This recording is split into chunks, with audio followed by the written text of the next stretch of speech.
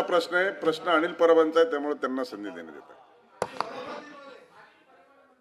हा सभापती महोदय, हा कामगारांच्या आरोग्याचा विषय सरकारचं मी मागेच अभिनंदन केलंय की कामगारांच्या आरोग्यासाठी धर्मवीर आनंद दिघे साहेबांच्या नावाने आपण एक योजना आणली. योजनेचा उद्दिष्ट फार चांगला आहे आणि आमचा काय तुमच्यावरती आरोप नाही आहे, कारण तुमच्यावरती करायचे तर आरोप तेवढेच मोठे करावे लागतील. हा विषय फक्त 5 कोटीचा आहे, त्याच्यामुळे तुमच्या कुठल्याही स्तरात तो बसत नाही. त्याच्यामुळे आमचा विषय मुळात असा आहे की ही योजना आणली, त्याची सक्तीचा विषय सध्या गाजतोय. जरी आपण कागदावरती सक्ती नाही दाखवली तरी कर्मचाऱ्यांना ही सक्ती आहे की गुरुकृपामधनच करून घ्या. आणि त्याच्यामध्ये किती जणांची तपासणी झाली, किती बिलं निघाली, याचा तपशील सगळा कामगारांकडे आहे. आणि त्यामुळे आमची आपल्याकडे एवढीच मागणी आहे की चुकीचं होऊ नये. त्याच्यामध्ये ह्या पंडित नावाच्या माणसासाठी याची क्रेडिबिलिटी काय मेडिकल सेक्टरमध्ये फक्त ठाण्यापुरताच मर्यादित आहेत. यांच्या किती ब्रांचेस आहेत अख्ख्या महाराष्ट्रामध्ये? मग अख्ख्या महाराष्ट्रासाठी या एका माणसाचं नाव सजेस्ट करायचं आणि ही सक्ती केली पाहिजे की बाहेरच्या लोकांनी देखील इकडे येऊन सर्टिफिकेट घ्यायचं. याला आमचा विरोध आहे. विरोध असण्याचं कारण काय की कोल्हापूरच्या, यवतमाळच्या, विदर्भातल्या माणसाला ठाण्यात येऊन मेडिकल सर्टिफिकेट घ्यायचं, त्याची चाचणी करायची, हा विरोधाचा विषय. आणि याच्यामध्ये आपण फक्त एवढीच करा चौकशी की किती कामगारांची तपासणी झाली आणि बिलं किती निघाली याची चौकशी करून.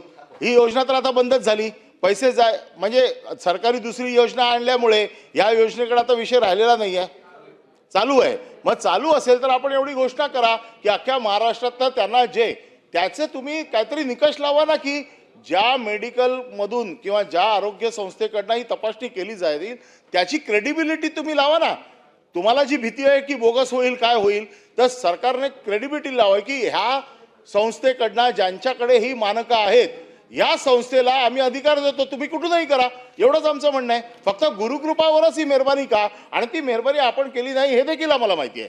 पण आपण जरा थोडंसं सगळ्या महाराष्ट्रामध्ये सगळा, कारण यांचं आरोग्य का खराब होतंय, कारण एसटी एवढी हलते आहे की कदाचित तो ड्रायव्हर बाहेर फेकला जाईल का.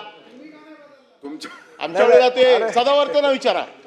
सभापती महोदय, कुठे गेले ते दुसरे सभापती महोदय, मंत्री महोदय, आपण सभापती महोदय, मी अनिल परब साहेबांचं खरोखर आभार मानतो की मला आज परिवहन मंत्री म्हणून माझी 5 कोटीपेक्षा जास्त क्षमता आहे हे आपण समजावून सांगितलं. म्हणजे माझी परिवहन मंत्र्यांनी आजी परिवहन मंत्र्यांना त्यांची 5 कोटी रुपयापेक्षा सर्टिफिकेट दिलं,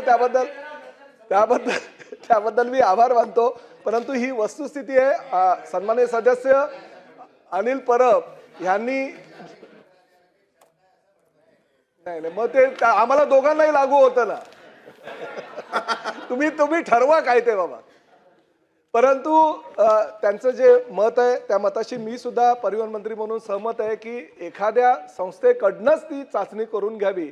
असा जर त्या आमच्या काही अधिकाऱ्यांकडनं किंवा कर्मचाऱ्यांकडनं दबाव जर येत असेल तर ते चुकीचं आहे. असं होता कामा नये.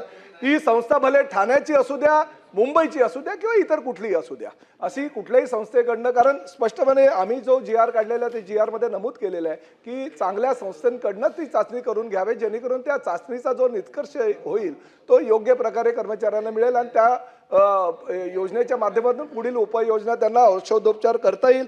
त्यामुळे जर अशा प्रकारचा दबाव कोणी करत असेल तर त्याची चौकशी करण्यात येईल.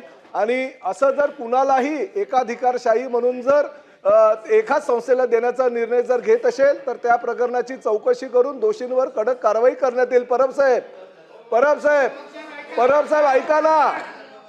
आपण जे मला प्रश्न विचारला त्या प्रश्नाच्या अनुषंगानं जर अशा प्रकारे चौकशी केल्यानंतर जर कोणी दोषी आढळला, तो पंडित असू द्या किंवा संडित असू द्या, त्याच्यावर कारवाई करण्यात येईल. आणि अधिकारी आमचे जर कोणी कर्मचारी दोषी असतील तर त्यांच्यावरही कारवाई करण्यात येईल. प्रश्न क्रमांक 3 आणि आज लक्षवेधी आहे.